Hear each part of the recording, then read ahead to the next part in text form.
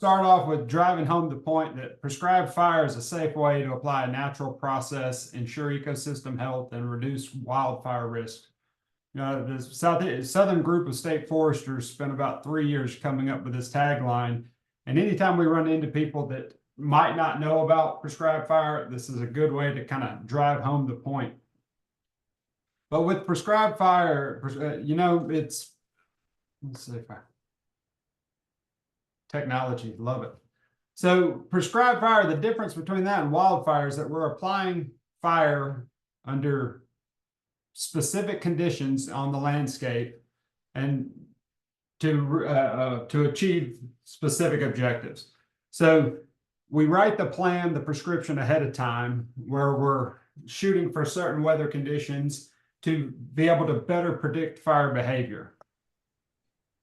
And so going back to the basics, and I know everybody's seen the fire triangle, more than likely if you're sitting on this call, but fire needs oxygen, heat, and fuel to ignite and to sustain itself.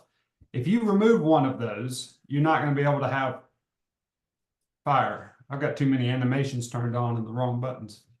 So with that oxygen, heat, and fuel, all three of those coming together, we can have sustained combustion. We can have a good, effective burn. Sometimes if we're trying to do a burn, maybe a year after the first burn and you have spotty fuel, or too quick after a site prep chemical application where you might not have any fuel out there, you don't have that fuel continuity. So you're not going to necessarily be able to sustain a burn out there.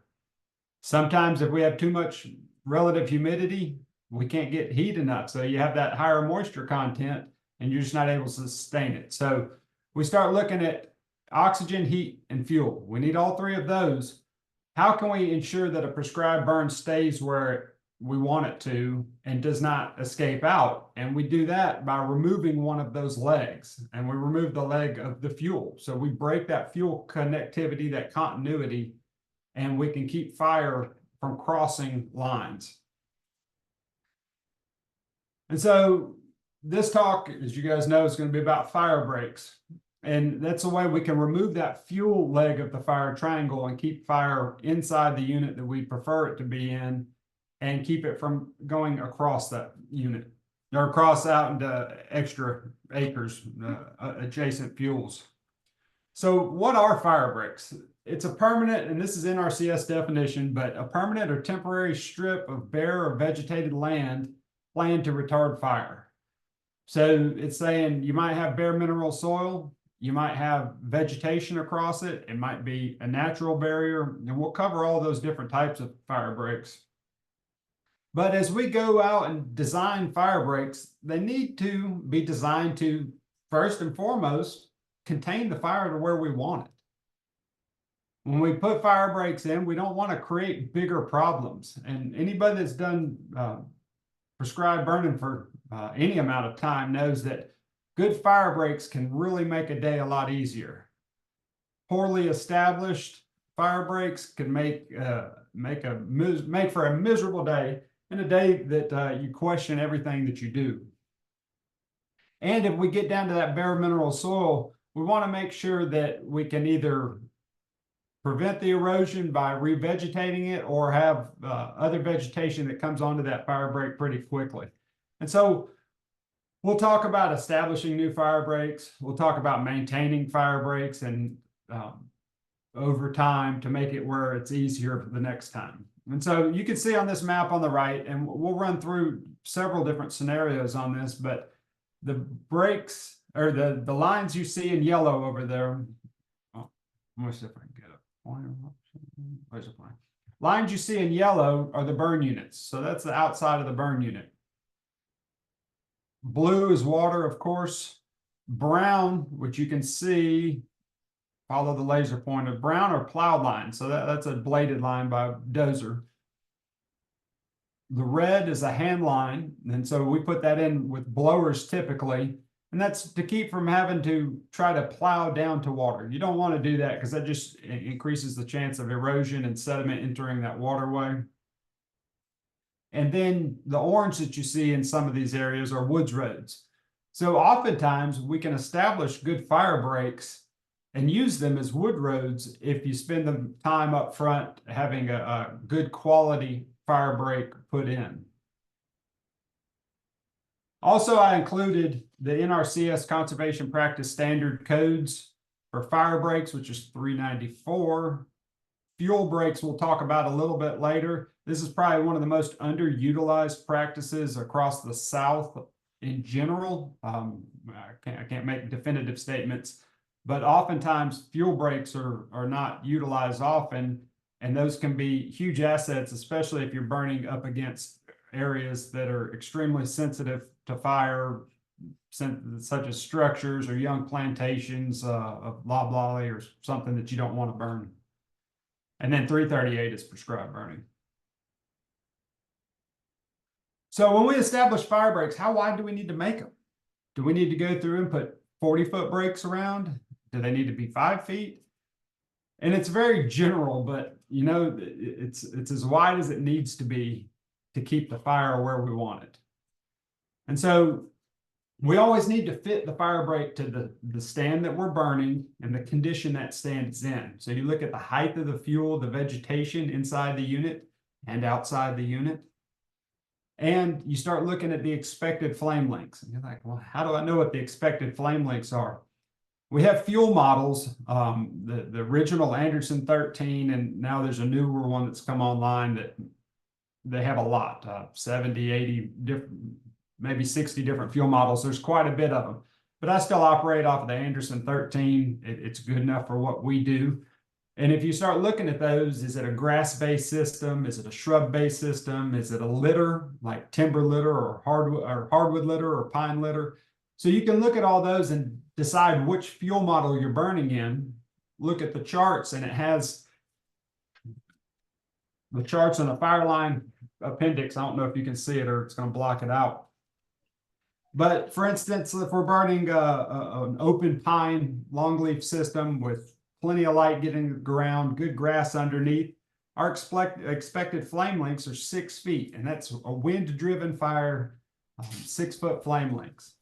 And so we can do different manipulations throughout the stands and the stand edges to ensure that our fire breaks are going to be adequate. But a good rule of thumb is more than 1.5 times the expected flame length. So if you're burning a site, open longleaf stand, good grass underneath, 6-foot expected flame length, we're probably going to want to be 9-10 feet wide on our fire breaks.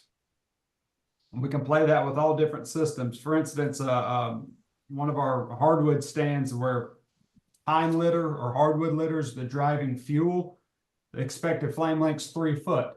So on those stands, we can get by with more narrow fire breaks. But if we get them too small, you might have an issue where you're burning on the wrong day and you have a real narrow fire break and it becomes more of a liability. Or they get so narrow that they're hard to get people and equipment down, and then you kind of run into what's the point of them. But we'll discuss all of that as we go a little further into it. What about timing? When do I put my fire breaks in? This is a tricky one. Get them in when convenient. But if you get them in too early, let's say we're going to go ahead and plan on burning January or February this year. Do I want to put my fire breaks in right now? Depending on what the site conditions are, yes, you might.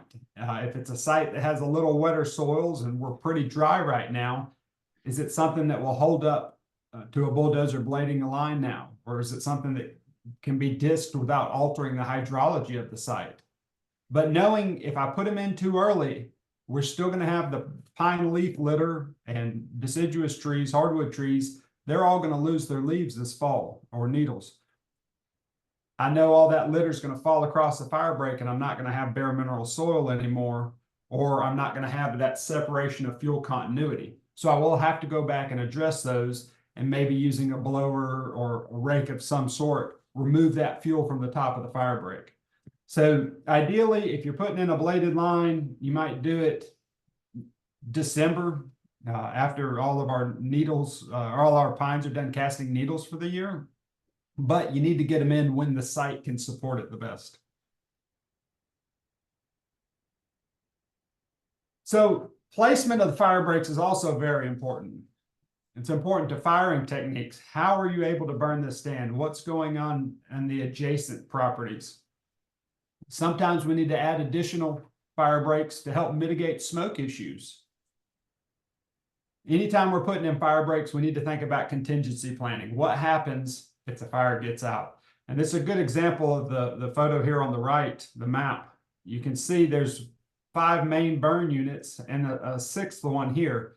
Well, the time that we were burning this Piney Woods, this thin loblolly stand, when this stand was getting burned, we were not going to burn any adjacent pastures. But this line runs right down the property. The fire break runs right down the property. So we went ahead and installed this fire break in case we had an issue, in case this fire left the woods, went into the fields where it will move quicker, burning through pasture. We wanted to go ahead and have a contingency line put in. So it's things you can think about and plan ahead of time for the worst case scenario, a fire gets out.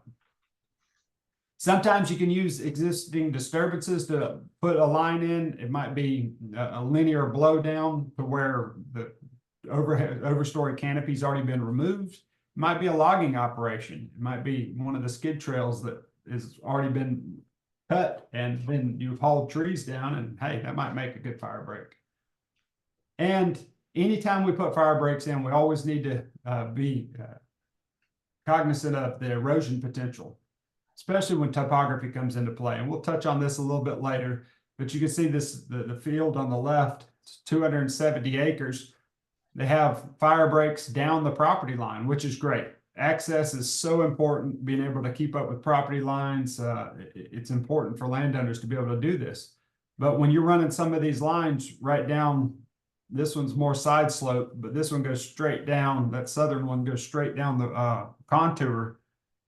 You're going to have to address the erosion potential out there using following the BMPs for Texas.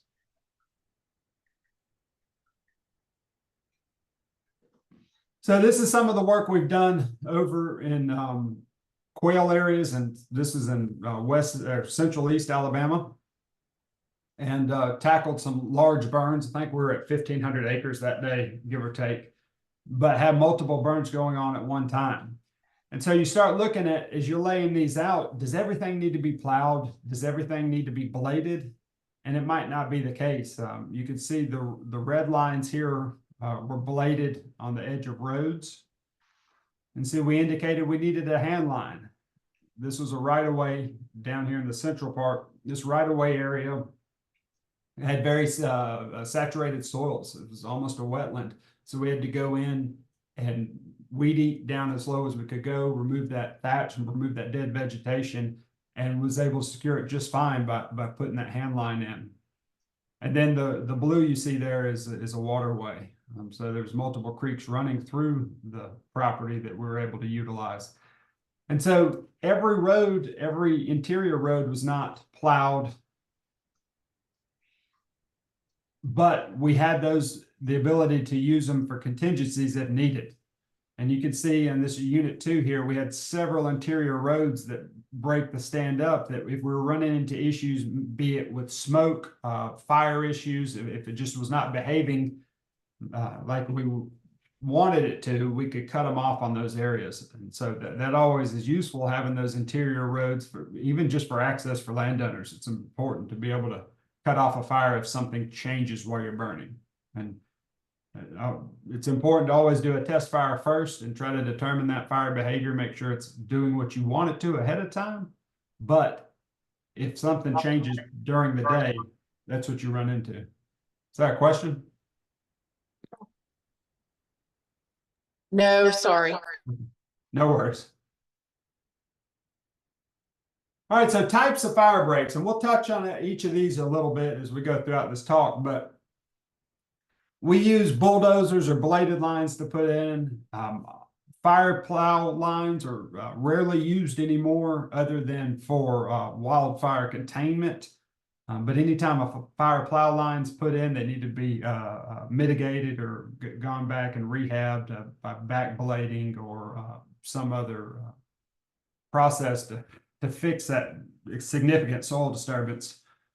disc lines, tilled lines using a rototiller on the back of a tractor, different roads, blacktop, gravel roads, just woods roads, mowed lines, blower raked lines, and I have pig trails on here or livestock trails. We rarely use these as a full Firebreak, but we'll touch on that just a little bit. And then natural barriers. Natural barriers are wonderful as long as they're assessed completely ahead of time and you have desired fire behavior that will help meet that. So I think we'll touch on this picture again in a second. But you can see this line, this particular line, it's a flatwood site that's gallberry. It's about 5 foot tall on each side, natural longleaf stand. 2 different burn units here. The landowner bladed it every 2 years, anytime he was burning. And you can see what that has done. The trough basically that's created by scraping it every time with the bulldozer is about half the height of the blade of that bulldozer. So if we're operating in that and have an issue, we can't drive out of it on ATVs. It just really impedes access to the stand.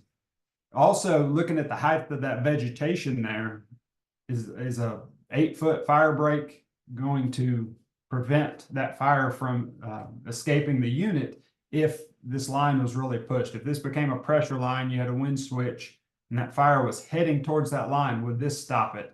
And I would argue it probably wouldn't with these volatile fuels that we have in there, since this is more of a southern rough fuel model instead of a timber litter fuel model.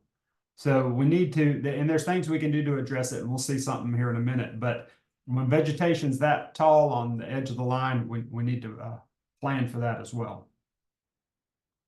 So bladed lines, I'm a huge fan of. I'm a fan of being able to go in and install fire breaks that are also used for access for landowners. Put them in with a dozer the first time if you can. Get it established well and then maintain it. And once you have a good line put in, you can switch to different types of fire breaks and just get in a maintenance mode to where you don't have to necessarily bring a bulldozer back. And also when we're laying out fire lines, and this isn't a great picture of it, but the line on the right straight, I can see it.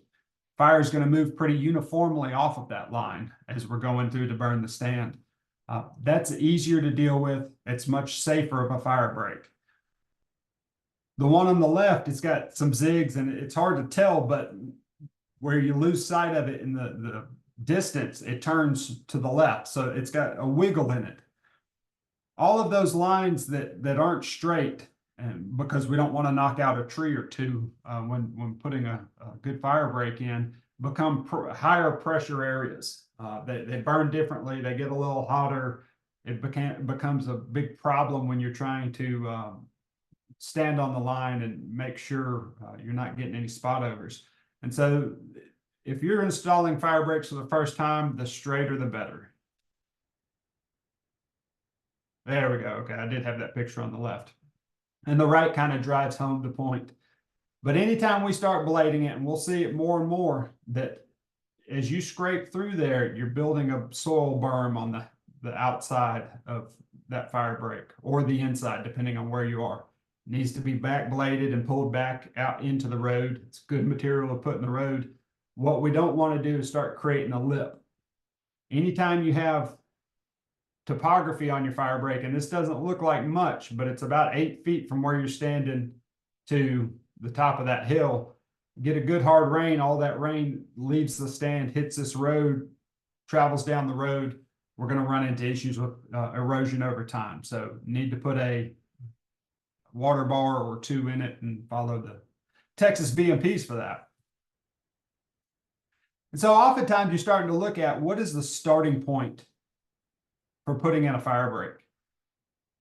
Know where your property lines are, know the stand boundaries. But oftentimes, if you're going into a new site, a bulldozer might be the way to go. You might have to couple it with a mulcher to get some of that vegetation down, mowing, depending on what the vegetation is.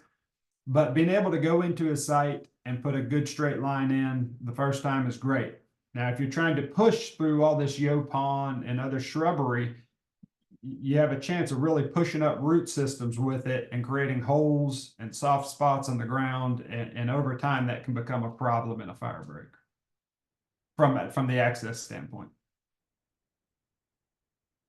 All right, here's just another good shot of one being put in.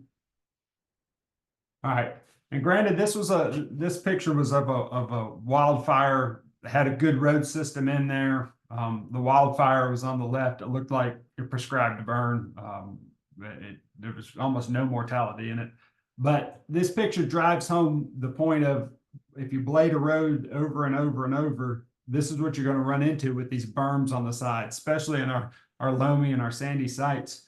So back blade it, pull that in, do some remediation on those sites so you're not losing the ability for critters to cross it, or even water to move from the stand into the road, or from the road into the stand.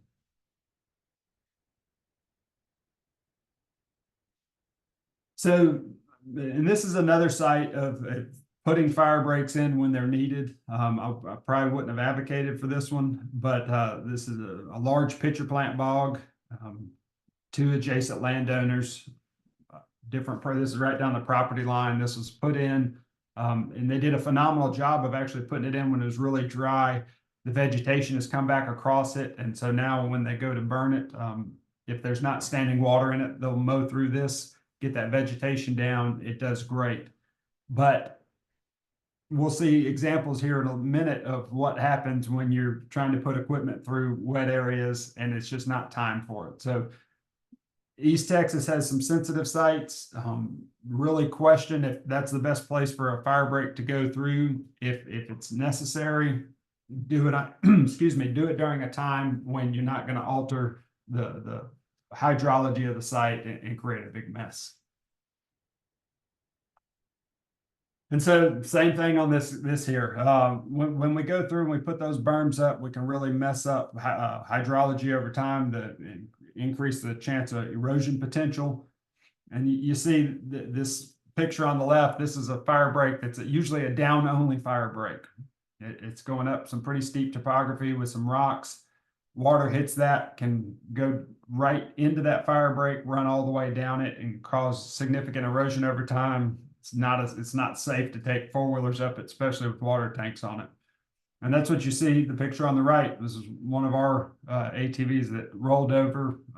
Burn boss was looking into the stand. It had a little bit of a lip from a bladed road over time. Went up it, you lost the center of gravity because of the water tank and the power torch on the back, and the ATV went right over. So anytime we're using ATVs, UTVs on sites, we need to be extremely careful, and have a plan in case you need to get out of these fire breaks. All right, fire plow lines. So mainly used for suppression. Some areas, still down in Florida and other southern states, use these to put in suppression lines. It's a rarity, but they're pretty cheap. If you do that, you can see it's turning over the vegetation. They're great for what they're for wildfire suppression. But at some point, you're going to have to come back and address it. Same thing on this side. It's a plow line through deep sand. Wouldn't even needed this line there, but it was installed, and then now you have a mess on your hands for the long haul. And this was the fire plow line that was put in very light for wildfire suppression, actually, but it was through a boggy area, and you can see how it's messed up the plants for a long time, and now they're going to have to go back and mitigate that, remediate it, to be able to fold that vegetation back in there, or you're going to end up having a place for water to go down for an extended period of time. So this probably would not even have held if there was any pressure on it, but they did get it down to bare mineral soil, and it gave them an opportunity to fire off of the line if they needed to. All right, so let's look at another one, a little less impactful, of bringing in a bulldozer, and this is disc lines. A lot of landowners have tractors with discs, and this is something that's used often. So disc line, you can see on the left-hand side, there's a road. That disc is stripped between the road and the pine stand, so they still allowed for access. There's good bare mineral soil. Did a phenomenal job with it. But oftentimes when we're disking, and if we're not down to really short grass that we're disking through or have a heavy enough tractor, what we're going to run into is this. And this is an intentional head fire trying to cook some loblolly out. So, we did a good job of it. But when you start looking at this site, something we run into a lot is you get that thatch all mixed into the soil. So if you have grass, and you can see the grass was mowed before it was disked, but all that thatch, all that vegetative material is mixed in with this dirt. And you can see the fire starting to creep out, just little spots getting out, or it's creeping here. This is a little spot. And so unless you have that solid break in fuel, the fuel continuity, this is a line that's going to need to be babysat. It can get in there, smolder a little bit, and still become a headache. And it's something we run into a lot with landowners and folks working in the woods in general, is if you have vegetation or litter across the site, and this was pine straw, well-established Firebreak could have cleaned it off with a blower and had no problem, but they took 3 passes on it with a disc, a 6-foot disc, and you could see the tire track. So there is some mineral soil in there, but they took that pine litter and scattered it all through this soil. So you could see this fire would come out of the stand, start crawling through this pine litter, get in under that soil, and cause smoldering issues. And same thing here, through some native grass, disc the line in 2 passes, and there's still so much vegetation in there that fire will get through it and cause smoking issues. And so this is an issue we run into when we're trying to do mop up.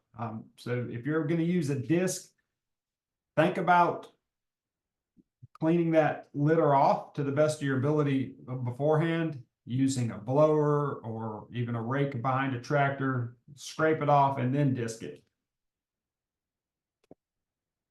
So rototillers, it's got to fit the site. Can't use it on a ton of topography, but rototillers allow you to put a lot of line in very quickly. And one of the benefits of using a tilled line over a disc line is you're going down 3 to 4 inches. Oftentimes a single pass with a tiller, granted if it's big enough behind a tractor that's powerful enough, can get you down to bare mineral soil with a single pass without having to mow it. And you're not going to lose equipment having it sink in there if that stuff gets wet at all. So tillers are a great use, and we use them often. And this is the same thing, a stand that was tilled in between 2 of them. Running a 2-year fire return interval on this allows us to light a lot of fire fast and still be able to monitor it. All right, how about roads? And as we go through this, know the local laws and regulations, talk with county departments. Some areas we absolutely will not burn to the blacktop, just depending on where we are, how much traffic's on the road, what kind of help we have on the road. Other times we might burn that thatch off, do 1 clean sweep to be able to get this fire off of the roadside and not have any issues there. And so what you see on this picture is gentleman lighting the fire on the edge of the stand. There's a second torch on the edge of the blacktop, lighting a line to pull it into the edge of that stand really quickly. And so on this roadside, this was a 40-acre burn, dealt with smoke issues for 5 minutes, had emergency services. You can see in the distance at the edge of the burn with their lights on. So we were able to get the smoke cleared from that road rather quickly. But if you're burning up against the edge of the road, you're going to deal with trash. I don't know about you guys, but trash gets thrown out of windows all the time. And blown tires of styrofoam and rubber, those can really smoke and be a nuisance. But same thing here. This was a wetland area running through down to this bridge. We're not able to get a line plowed in, so we stopped our dozer line back here, used blowers to pull that line up to the blacktop, burn it out, no issues. Had emergency services down there. So using woods roads or gravel roads, they work great for fire breaks, but still we had to come back and address this litter issue, because all it takes is one pine needle touching another pine needle touching another pine needle crossing, and your fire can back across that stand. So coming back, hitting the edge of it with a blower, just breaking that fuel continuity, and send the fire in. All right, so one of the tools that has changed the way a lot of us are burned down in the South are backpack blowers. It's something that had been used for a long time in the Arkansas area, up in the mountains, great on hardwood litter. But for landowners, and even for landowners that own smaller tracts, being able to get fire lines put in and then going back and maintaining them with a blower, opening them up with a blower and a weed eater. That's what was done on this tract here.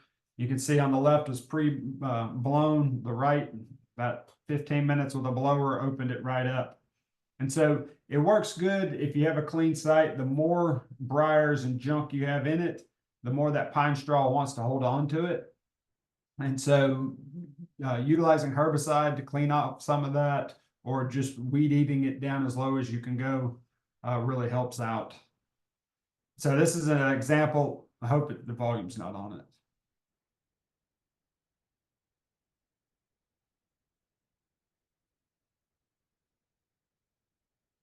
Okay. Sorry if it's loud.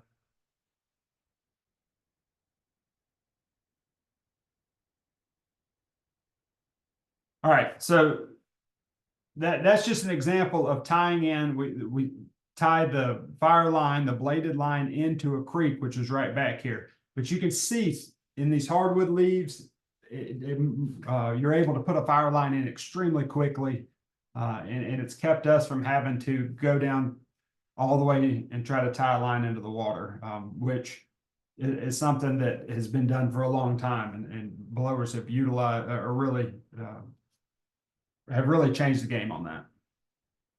Same thing on this one, through an area with a lot of organic soil. You can see undesirable, the swing of this fire break, but we're able to go through the morning of and blow this litter back right on the property line and then burn off of it. So there was still soil moisture in this fire break because of that organic matter, but we're able to get that drier litter off of it, light from it, and move the fire away from the break real quickly. And so good tool. This is something we picked up this year. Our fire team based out of Tallahassee has, is a buffalo blower. Price has really gone up on these things, but when we're trying to maintain a lot of line and blow them off real quickly, this is a phenomenal tool. Pulls behind an ATV, and you can see this is just a woods road, how quick it opened up.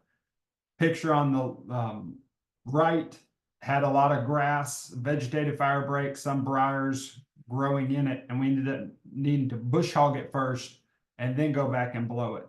But you have natural longleaf on both sides, a ton of litter cast through there. Although it was burned 2 years ago, there's still a boatload of litter cast. And so being able to go through there and with this backpack, or excuse me, with the buffalo blower and open up this fire break allowed us to burn right off of it with no issues. And so you can see we used a blower, used a bush hog and a blower there on the right. And so let's talk a little bit about mowed lines. I'm a big fan of, once you get a good fire line established, you get vegetation on it, do your best to work within that box if the stand can handle it, but work within that box to not destroy that vegetation, because that's going to help us reduce the chance of any soil movement and reduce the chance of altering the hydrology of that site by keeping that vegetation in place. But it requires a stand that has been burned, that's got a good fire return interval on it, the fuels are under control, you have regular burning in it. So it works quite well. Bush hog this site, just dropped it to the ground and then came behind with a backpack blower.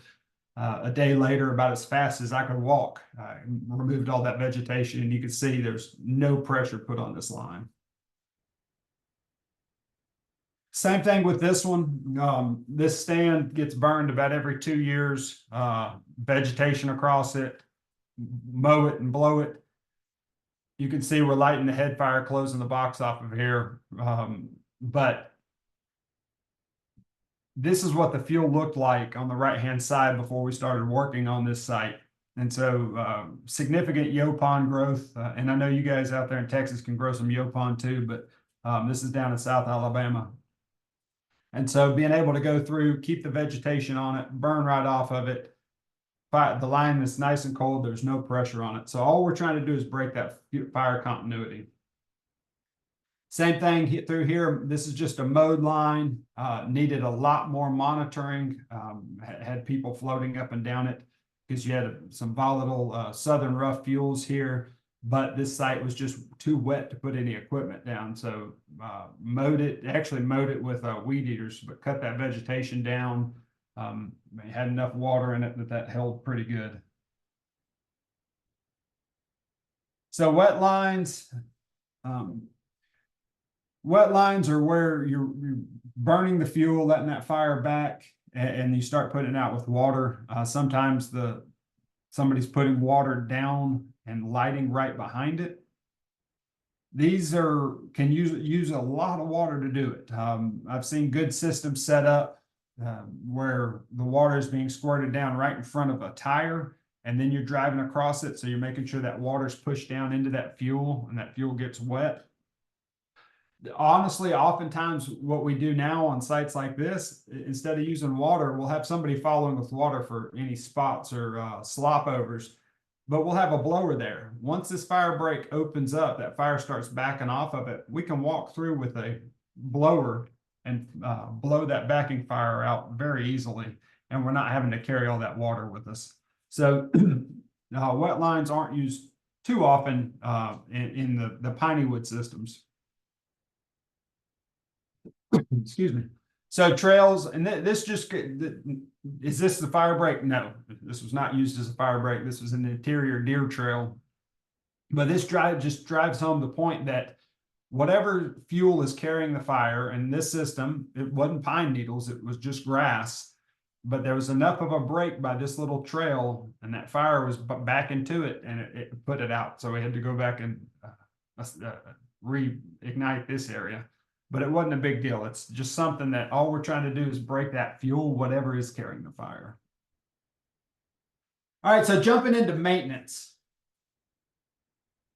The landowner that's on the left here, I've worked with him for about 12 years now, and very active landowner meetings. I saw him at a certification course I was working at the other day, and we were talking over invasive control, new stands he was going to plant, some areas he's burning for the first time, and said, all that you've told me over the last 15 years, the best thing was with herbicides and it's spraying his road systems. And so it's really turned into a game changer by utilizing foliar active herbicides such as triclopyr, which is Garlon, Milestone, which is aminopyrrolid. Utilizing those herbicides that are only going to kill what that herbicide touches to help work these edges back. And what I'm talking about here is, I'm going to back up a couple. This stand here looked the exact same on both sides. When you have a fire that you're trying to light under a 15-foot tall Yopon with that hard edge, or if you have a fire coming through a stand and this is where it's ending up on that hard edge, your fire is going to be up in this shrub layer. So by coming through this stand, which we did, we sprayed it with triclopyr. And the first year, just a boomless, and it ended up going into the stand just a little bit, and it looked like this. So you sprayed your road edges. That allowed light to hit the ground right inside this stand, turn into a more grassy area. And then the next year we go back and do it again. But we're able to spray out maybe 20 feet. And if you're able to get that hard edge, that hard shrub layer out of there and have maybe a 20, 30-foot grass strip, even if it has trees in it, but have those fine fuels, that grass that's carrying the fire within the first 20 or 30 feet, it makes it a whole lot easier when you're lighting your backing fire because it backs through the grass a lot quicker than it would through a shrub.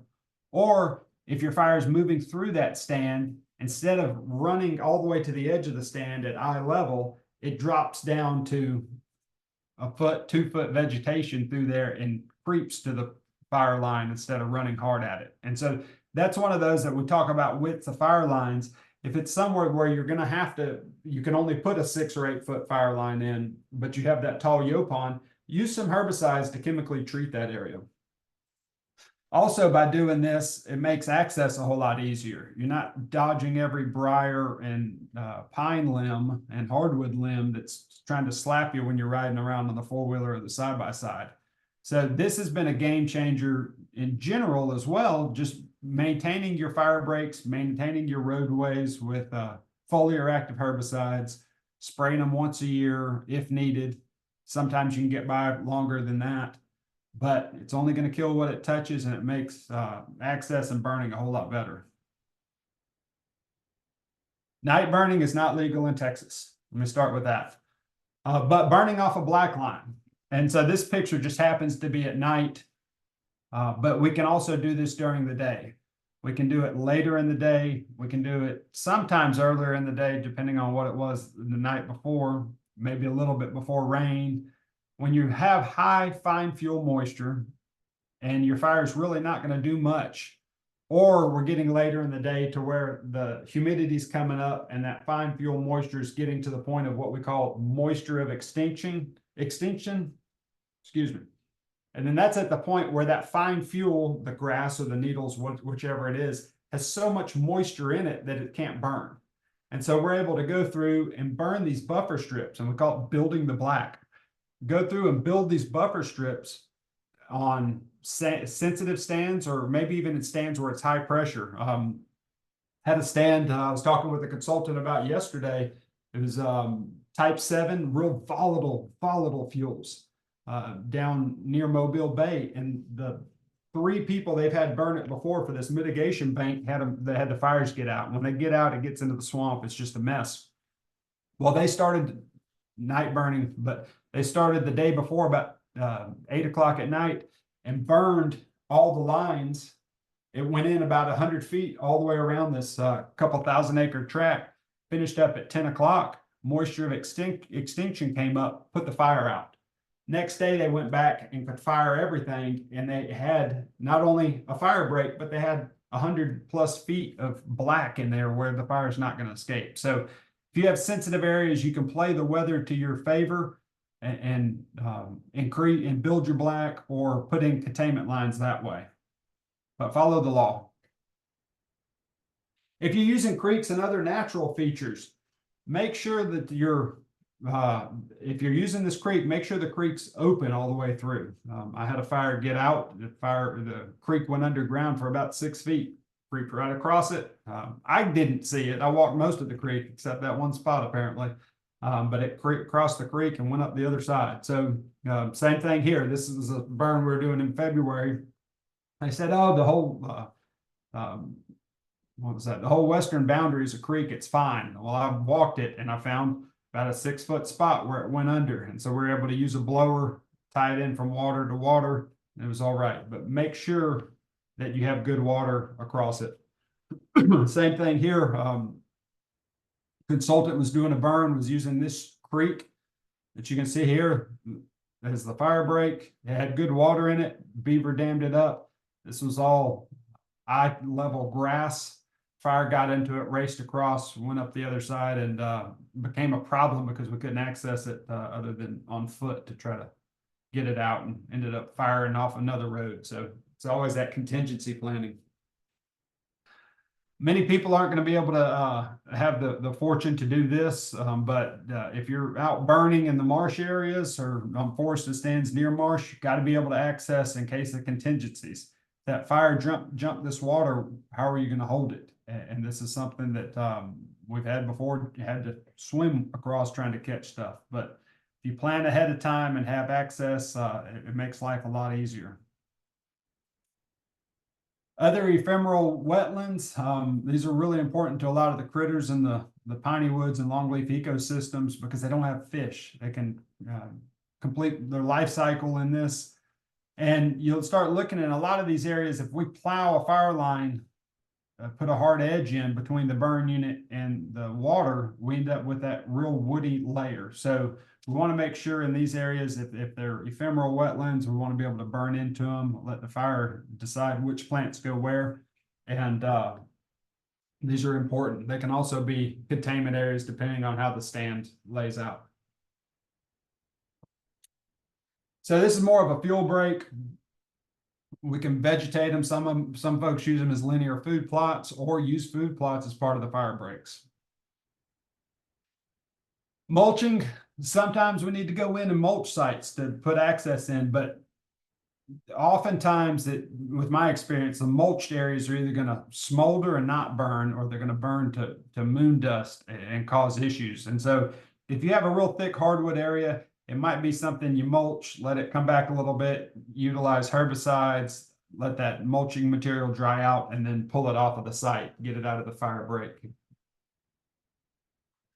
So one of the, and I hinted at this earlier, the fuel breaks, one of the most underutilized practices within RCS is fuel breaks. And so this is clearing an area, and it doesn't have to be cleared like this one is on the right. It can be, but you can just, all you need to do is manipulate the vegetation down, and it can be grass and pine trees. You don't have to take the trees out of it, but create an area where that vegetation, that continuity is broken. So you go from a shrub system maybe down to grass before you get to your good fire break. And this just adds added protection against property lines or around structures or something that needs extra protection around it. All right, so hydrology. Following BMPs is vital when putting in fire breaks. If you could stay on the contour with fire breaks, that's the way to go. But I live in the real world, and I know that's not realistic all the time. So sometimes they need to go up and down a hill. But if you do that, you need to put water bars in when it's established, vegetate the fire breaks if needed, but try to minimize that soil erosion, keep the water off of them, put your turnouts in correctly. Don't go with the cheapest bidder. If you're bidding this out, make sure somebody has experience doing it, because once all this soil ends up at the bottom of the hill, it takes a lot of work and a lot of dozer time getting back up the hill, trying to reestablish that fire break. So keep it in mind, spend a little money, get it done the first time, make sure you have good crowns on it, water bars, turnouts, that's important. Culverts, if you need to use culverts, please, let me save you some money. Spend a little extra on the front, purchase metal galvanized culverts. They don't last quite as long as the plastic ones do naturally, but they don't burn up either. And so you see a picture of a culvert on fire. Sometimes those catch on fire, will burn under the road and have your fire get out, or the road collapse when you put heavy equipment on it because the culvert is no longer there. So galvanized culverts are the way to go. So altering hydrology issues, alterations of hydrology, just watch out for this. You could see what bladed lines do. On the right, it actually changed the waterway down in Florida, which left its natural banks and went down this landowner's road or his fire break because it was scraped to the same level as the creek. And this becomes a huge issue in our flatwoods or crossing a creek or getting down now into the streamside management zone. So if you can get away without blading a line down through there, utilize other methods of fire breaks. All right, so slash piles and mounded soils. Slash piles, as you're putting your lines in, and this is a prairie site, as you're putting lines in, don't push slash piles into the burn units. If they need to go into the burn units, let's say both sides are burn units, push it further into the burn unit and don't leave it what we call a jackpot of fuel right on that fire break. It burns for a long time, burns really hot. It can dry fuels out across the line, becomes a liability. Same thing with pushing lines with excess litter on it. It gets mixed in with that dirt, and that stuff can smoke for a long time and then jump out, get across the line at some point. So a few watch out scenarios. As you're putting lines in, think about contingency equipment. Can you get equipment through there safely without getting them stuck? Do you have room to move equipment between your forested stand and a fence? If you're clearing an area and putting a fence up, clear it a little more so you have at least 8-10 foot between a forested stand and a fence. And then some soils just won't even hold up dozers.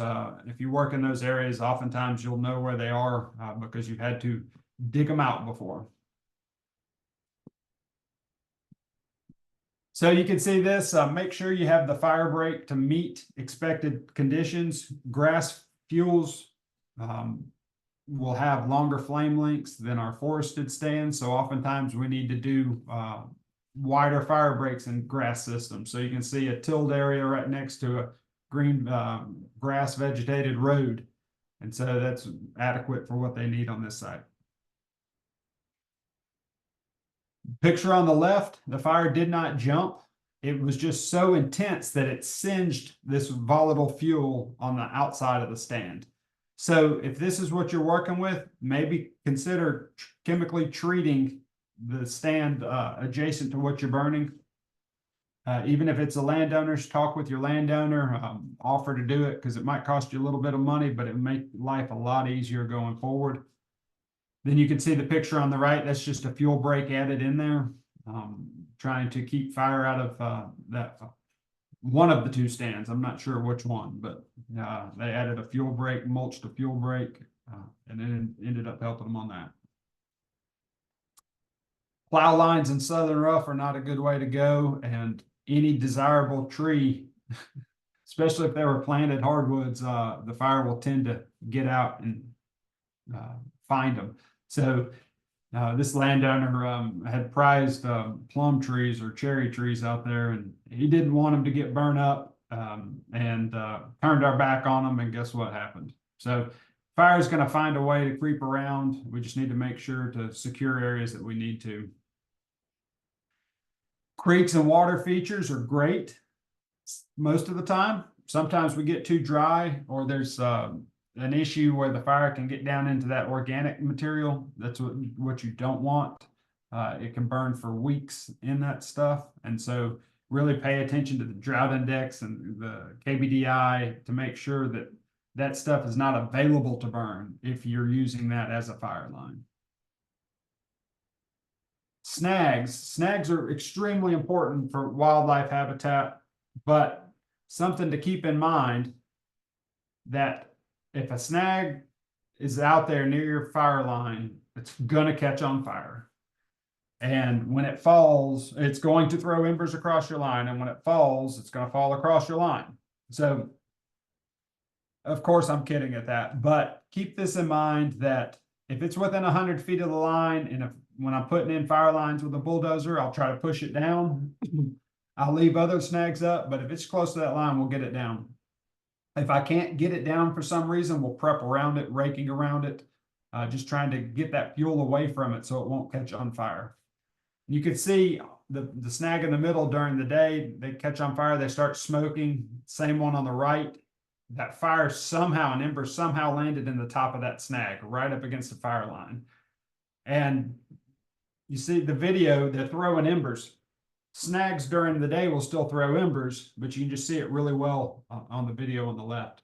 So if you have a snag near a line within 100 feet, I would go ahead and take it down or prep around it. All right, invasive plants. Know what invasive plants look like and don't make it worse. You have them out there, monitor and treat it. This is Kogon grass, burns 4 times hotter than our native species. Rapid regrowth. It's the first thing to come back after a fire. You're not going to get rid of it without herbicides. You put tractors through it and move those rhizomes around, you're going to create a huge mess. So before I threw this in there, I checked, and you have it in Jasper, Tyler, and Brazos counties in Texas. So there's, and all the parishes just about that touch the piney woods from central Louisiana south have Kogon grass. So if you don't know what it is and you haven't seen it before, unfortunately, it's probably only a matter of time before you do. You don't want it. So burns a lot hotter. So one of the times we do use fire for it is to reduce that thatch before spraying. And so we can go in and burn these patches. Sometimes where legal, we might do it at nighttime. Other times we'll burn late in the day when the moisture of extinction has come up where our native vegetation won't burn, but this Kogon grass will burn. Sometimes we like big infestations on fire right as the rain starts to come down because fire Kogon will burn right through it. But if you do have it, treat it glyphosate or imazapyr May and October every year. We'll get rid of it. If you have any questions, please contact me about that. If you start seeing a grass you don't recognize, just remember all it takes is one rhizome, about 1 centimeter long for a new infestation to start. So if you don't recognize it, you'll end up moving it all over the place and they break real easily and go everywhere. So keep that in mind. All right, with that, I know we're getting close on time, but I will take questions if anybody has any questions.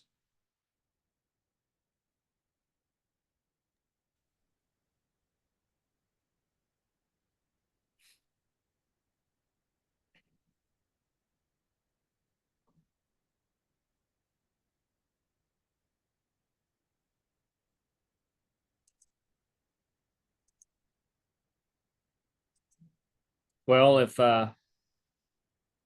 anyone has any questions after the fact, please feel free to, reach out to myself or Ryan. Ryan shared his contact there as well. And I recorded this meeting, so I'm gonna have it available to everyone after the fact as well.